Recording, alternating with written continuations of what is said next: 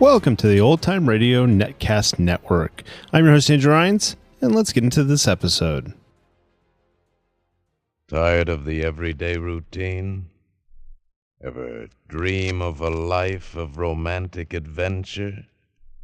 Want to get away from it all? We offer you Escape.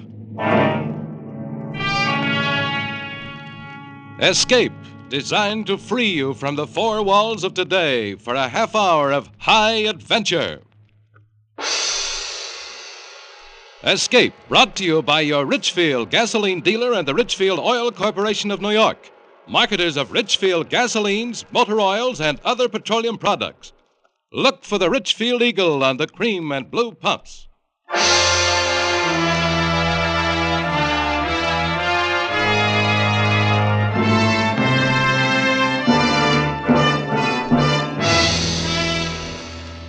Tonight, we escape to the prairie west of the Platte River and to the Indian fighting U.S. cavalry of the Old West, as James Warner Bellah describes it in his exciting tale, Command.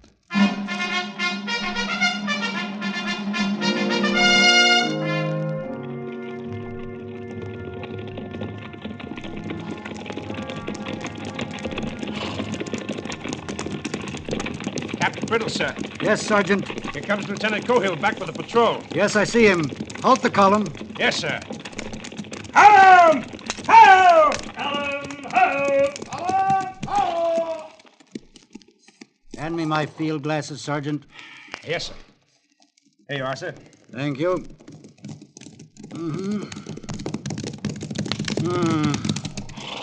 Captain Brittles, Well, Mr. Cohill, here's the best body of grass, sir. This slope with the small run below for water. This is the best bivouac for tonight. Mr. Cohill, do you see the rise there to the left behind you across the valley? Yes, sir? What are those shapes lying on that slope? A small herd of buffalo. Sleeping, it seems. We didn't go that far, sir. We turned back when we saw them. The wind has shifted a bit. Take a deep breath, Mr. Cohill. Yes, sir. Smell anything? No, sir? Take another deep breath, Mr. Cohill. Get it in your nostrils and tell me if what you smell is sleeping buffalo. No, sir. Smells like dead men. And not freshly killed. Lieutenant Gresham and his squad, sir? I imagine so. The men we've come to find. We'll make sure after nightfall. Mr. Cohill, there are several fairly obvious differences between the Great Plains and a classroom at West Point. There you can fail and try again. Here you may not have that chance. There they taught you, I am sure, that accuracy in observation is a military virtue. I suggest that you cultivate it here. Sergeant Utterback. Yes, sir. This is the bivouac. Dismount and unsaddle. Night grazing area between the crest of this hill and the creek bottom. Use the picket rope, no individual pins. Yes, sir. Yes! Out! Yes! Out! Yes, ma'am!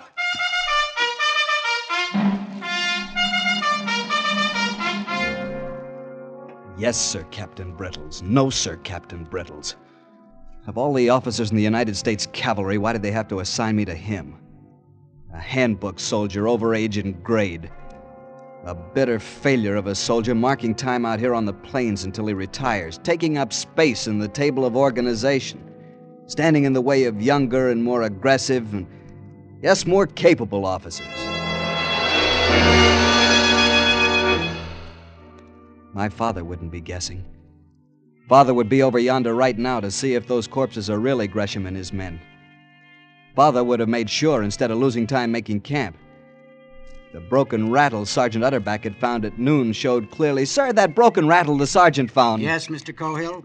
What, we crossed the trace of that Sioux war party at noon today? That could have been the trail of a Cheyenne war party. Or Comanches or Apaches.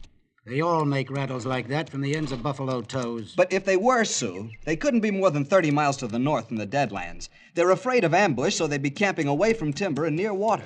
2 hours rest and we can be at the upper reaches of the river by dawn, sir, ahead of them. Mr. Cohill, I have no orders to be anywhere by dawn or any other time. My orders are to find Mr. Gresham's patrol and, having found it, return to Fort Stark and report it. I think I've found him. I'll know as soon as the moon rises and I go over and take a look. Water the mounts in half an hour. Yes, sir. Mr. Cohill, Sir? Reading minds is an uncomfortable habit, but one I have never been able to lose. Yes, sir. Look at the other side of it. Suppose that war party was Cheyenne, which they might be instead of Sioux.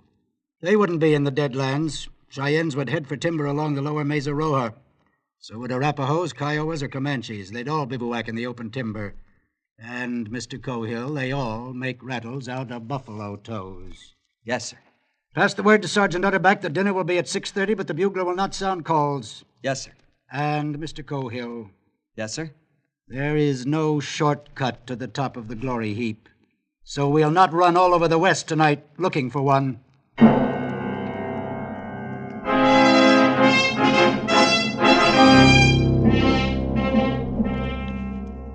But if death in battle is a soldier's path to glory, Mr. Gresham and his patrol had found a shortcut. Yet what we looked upon that night on yonder slope was not glorious. Well, at least they respected them as fighting men. How's that, Sergeant? Every one of them skinned bald-headed so he can cross the shadow waters without trouble. And whoever did it don't want to fight him again. Why? Hands and feet cut off, that's why, sir. To cripple them in case they meet in the hereafter. Sergeant, Yes, sir. do you still think the Sioux did this? No, sir. Not now, sir. Why not? Sir, I made the march from Bent's Fort to Santa Fe with Steve Carney, and I know an Apache arrow when I see one, sir.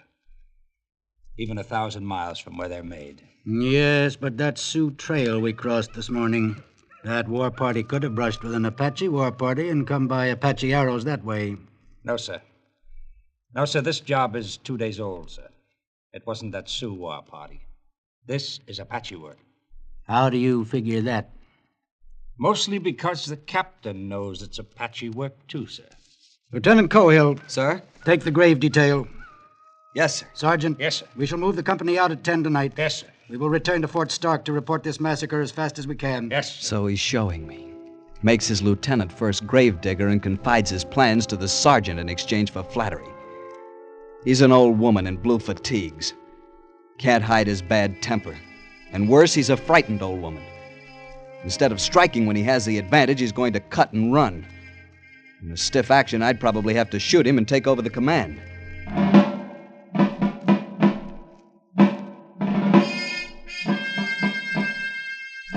A grave doesn't take long to dig in the soft black earth of the plains.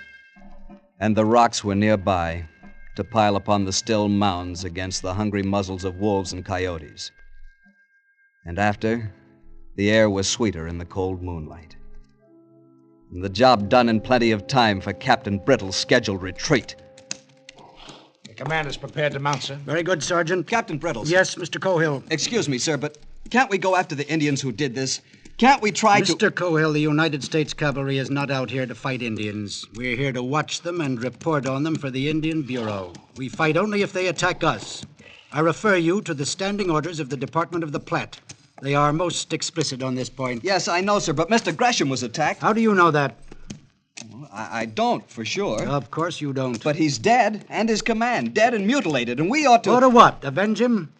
Disabuse yourself of classroom valor, Mr. Cohill. Out here, we obey orders. Sergeant! Yes, sir. Pass the word to mount. Yes, sir. Opdyke. You. Pass the word. Mount. Pass the word. Mount. Pass the word. Mount. Pass the word.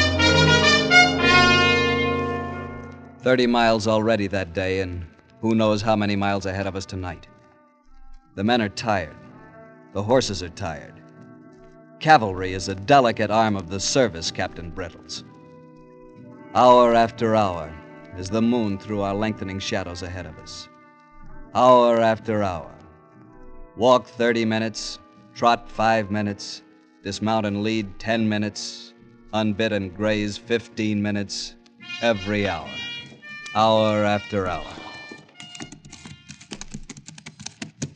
Got a chaw of eating tobacco, Mittendorf? Ain't got much. Well, give me a loan of some. You can get some more at the fort tomorrow. Yeah. Why don't you ever have any of your own? Don't approve of chawing tobacco. My ma don't, that is. Thanks. God free mighty. Mexico wasn't like this. Do tell. No, sir. When I was with Winfield Scott the time we took Chapultepec... Hey, Mittendorf, Savage back in the Mexican campaign again. Pity he didn't stay there. Yeah. Just the same, the army was the army in them days. You slept in tents, and when you took a town, there was girls, senoritas, not squaws. So if you like us so darn much, why don't you go back where there's girls? 'Cause I was gold-bricked. You was what? Gold-bricked. Oh. I joined up again 'cause they said there'd be fighting out here. Only fighting I seen west of the Missouris on Saturday nights in the barracks. Boy, sure ain't like the old army. Sergeant Utterback. Yes, sir. I'd like to ask you a question. Yes, sir. How did you know the captain thought they were Apaches that killed Mr. Gresham's detail? Well, I've been his first sergeant for a long time, sir. You get to know. I see. Do I get to know? This is a different kind of service out here, sir. It ain't full-dress war, but it's the only kind the captain and I ever served in, sir. And you get to know it just like you get to know siege operations or saber charge by company front after you've had enough of them. I see.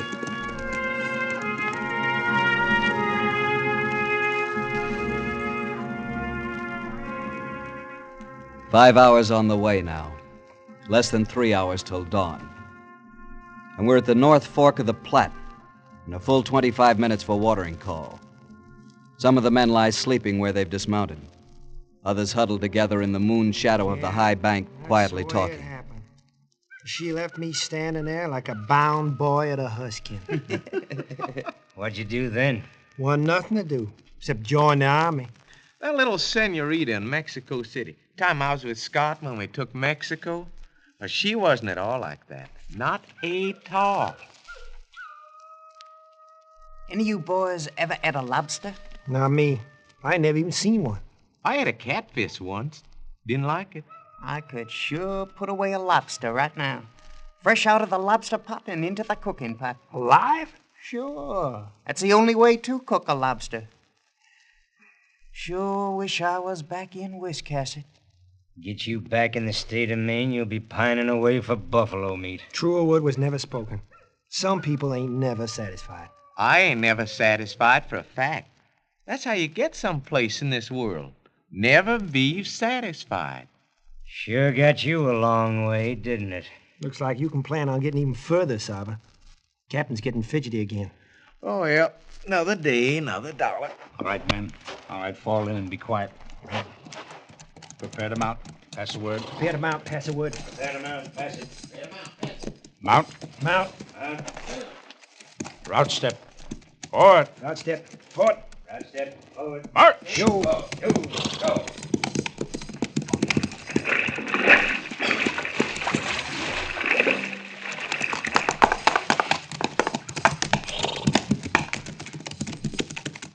He's heading north. How's that, Sergeant? North, sir. Captain's heading north. You're right, Sergeant. Red Mesa should be to our left. Instead, it's dead ahead. Doesn't make any sense, Sergeant. Yes, sir. My father would have done things differently. In the cold, dying moonlight, I could imagine him. Young Major Cohill riding out of St. Joe to convoy the wagon trains bound west on the Oregon Trail. What a figure he must have been out here in the old days when the Missouri River itself was the jumping-off place. Killer Cohill, as men had called him. But the wide-roaming Arapahoes had another name for him. Blue Devil with eyes in the back of his head. By this time, Father would have cut those Apaches into coyote meat as they lay sleeping around their smoldering campfire. Mr. Cohill. Mr. Cohill, sir. Yes, Sergeant? Were you dozing, sir? No, of course not. I was just thinking. Captain Brittles wants you at the head of the column, sir. Thank you, Sergeant.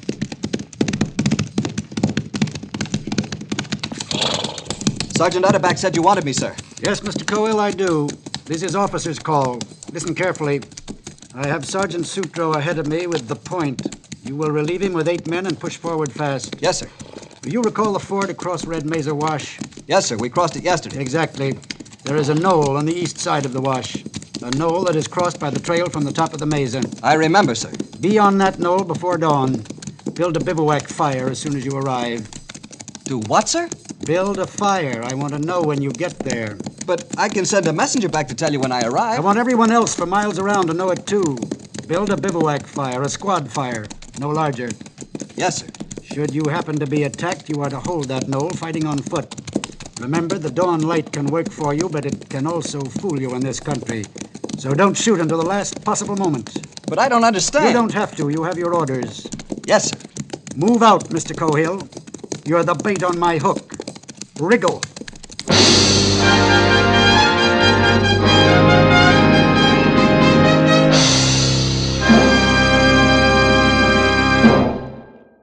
It's new, it's free. Don't miss it. Don't miss this free offer by your Richfield gasoline dealer. It's the new Richfield baseball book.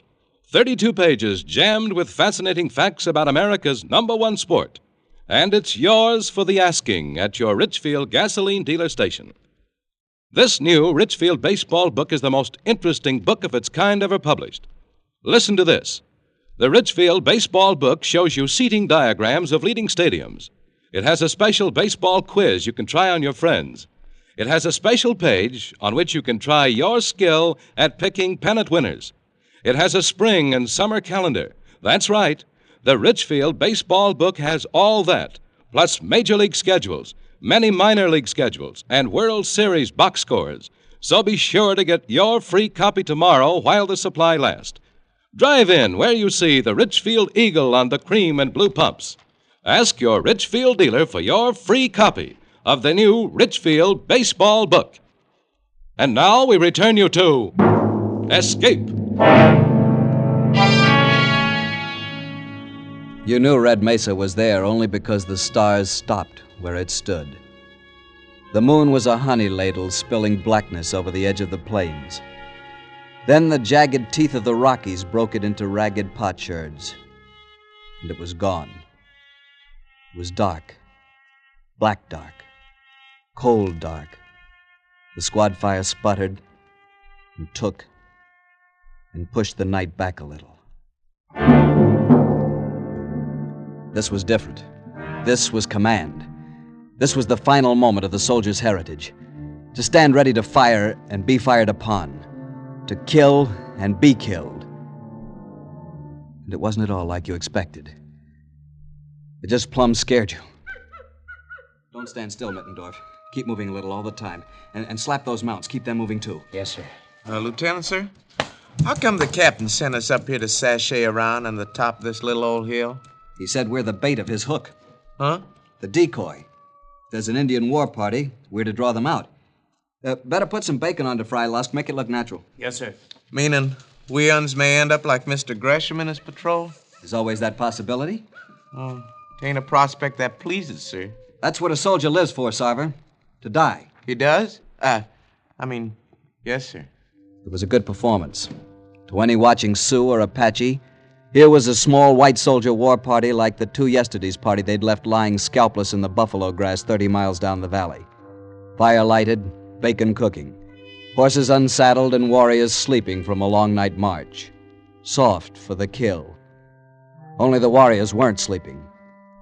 Beyond the yellow carpet of firelight, they lay fanned out behind their saddles waiting. Sorting the night sounds with straining ears, pushing at the soft wall of darkness with widened eyes. Wish them dead, burned coyotes didn't sound so much like human beings. Well, you can be sure of one thing. No Indian is running around in the middle of the night yelling like a coyote. Yeah, but it sure makes me nervous. Sound like hooty owls back home in Maine. What's that? Behind you. Don't get in a fret, boys. It's only me. Oh, General Scott's chief of staff. Know something? You're lucky I didn't put a bullet through you. Nah, you wouldn't do that. Lieutenant said not to fire until commanded. Any of you fellas ever had Injun pudding? No. I ate a sort of bean pudding when I was with old Rough and Ready Zach Taylor at the Battle of Buena Vista, but I didn't like it much. Was you with Napoleon at Waterloo? Nope, but I've been talking to the lieutenant. Naturally. What's the word from headquarters? It's made of cornmeal and molasses. What? Injun pudding. Oh. Seen any savages yet? No, and don't expect to yet. Why? 'Cause there ain't an Indian west of the Missouri who'll come out and fight at night if he can help it. Yeah, that's right. They're afraid of taking a chance of being killed at night. They believe if a warrior's killed at night, he'll be blind when he gets to the happy hunting grounds. Well, then what are we worrying about? Who's worrying? Not me. Oh. And you can start worrying. Huh? Dawn's coming. Can make out the mesa plainer. Sure would like some Indian pudding for breakfast.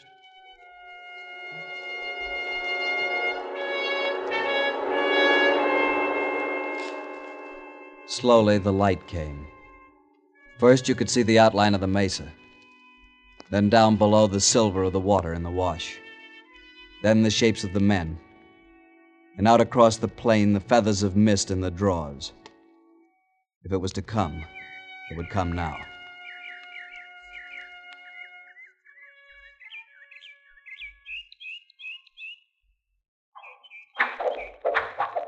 Hold your fire, men. Arrows. They're shooting arrows. What you expect? They're Injuns. What was that? Hit one of the horses. Here they come. Oh, my leg! Hold your fire. Hold it. Fire!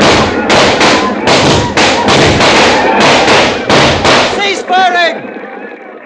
They are Apaches. I got one of the heathen. I got two. Look at them lying yonder. One of them's still wriggling. I'll fix that. Hold your fire! But I was They'll just... be back. That was only the beginning. Yes, sir. You all right, Coffin? My leg, sir. Bone shattered. Hurt much? A little, sir. Those arrows are sure wicked. Go right through a man if they don't hit bone. Do tell. No action in the new army, huh, Sava? Well, it ain't exactly like Chapultepec. Here they come again. Hold fire. Light's better this time. Makes no difference. Hold your fire. They're the ones that did Mr. Gresham in. Look, that one's wearing a corporal's chevrons, and there's one with a U.S. cavalry saber. Where's Captain Brittles? That's how I want to know. Most likely having breakfast at the fort. Decoy. We're just a... Lord Almighty! Fire! He's firing! Well, they took care of almost half of them. They'll be back. No, they won't. It's Captain Brittles now. Attacking from the flank. Hey, Sava, Captain Brittles got him on the run. Hey, can you pull this tarnation arrow out of me? Down below the knoll, the remains of the Apaches were streaking for the open plains with Captain Brittles' men overtaking them, cutting them down with thirsty sabers and pistoling the ponies as they ran.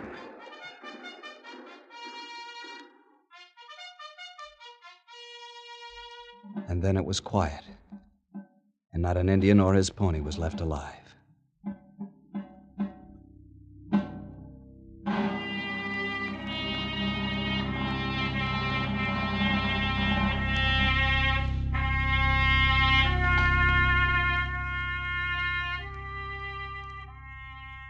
Coffin sat propped up against a saddle, lighting his pipe, his shattered leg stretched naked and useless before him.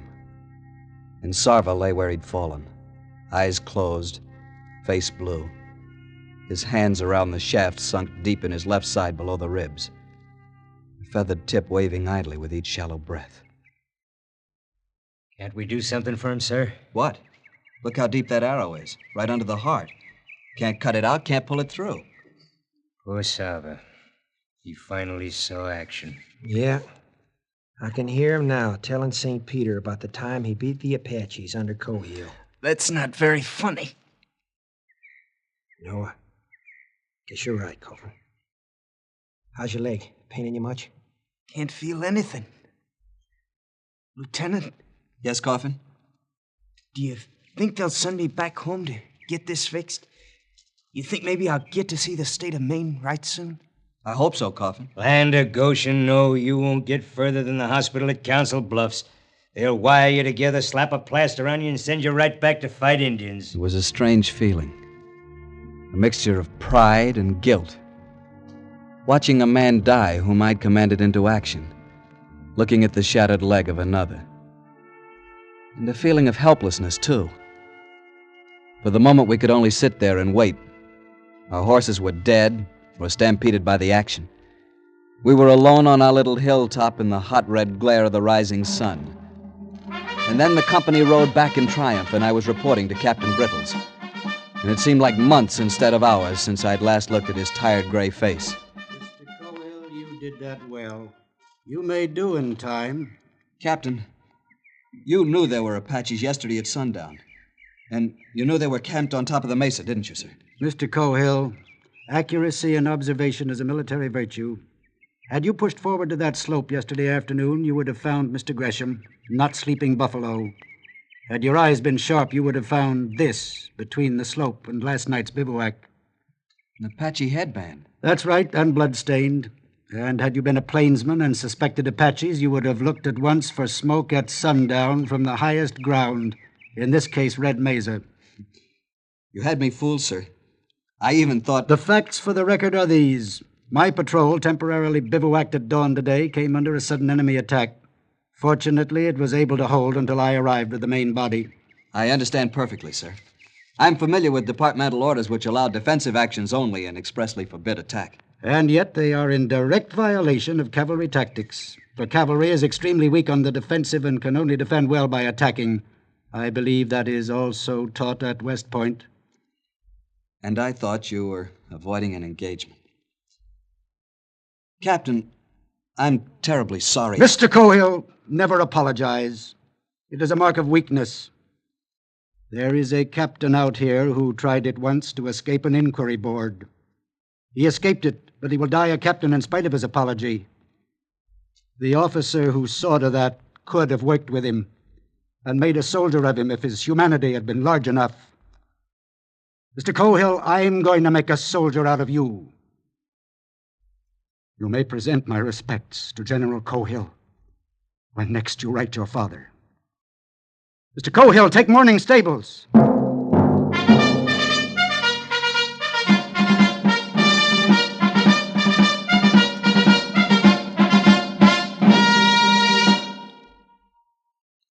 If you drive a car, remember this strange-sounding word, xylene.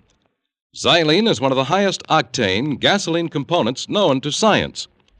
Today, all Richfield gasoline contains this powerful super-octane component, xylene. With a tank full of Richfield gasoline containing xylene, you've got dynamic power at the tip of your toe. Smooth, knockless power to put you out ahead in traffic. Every gallon of Richfield gasoline contains xylene. But that's not all. There is a Richfield gasoline especially refined to fit the power requirements of your particular car. Buy Richfield Ethyl. Ethyl at its best for best results in highest compression motors. Buy Richfield High Octane at regular price for the average motor. Both of these famous Richfield gasolines contain xylene. Get the best out of your car. Get the most for your money. Get Richfield gasoline with xylene. Look for the Richfield Eagle on the cream and blue pumps. Escape is produced and directed by William N. Robson, and tonight has presented Command by James Warner Bellah. Adapted for radio by Mr. Robson. Featured in the cast were Harry Bartell as Lieutenant Cohill, John Hoyt as Captain Brittles, Wally Maher as Sergeant Utterback, David Ellis as Opdyke, Paul Frees as Sarver, Walter Burke as Mittendorf, and Hugh Thomas as Coffin. Special music was arranged and played by Ivan Ditmars. Next week. You're standing in the observation turret of a gigantic rocket ship, about to be shocked into space on man's first voyage to Mars. In the heavens above you lie the magnificence of the universe, and also terrible dangers from which there is no escape.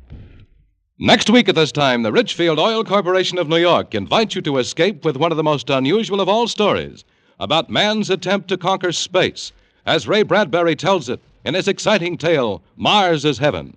Be listening. Goodbye, then, until this same time next week, when once again we offer you Escape. Tom Hanlon speaking. This is CBS, the Columbia Broadcasting System.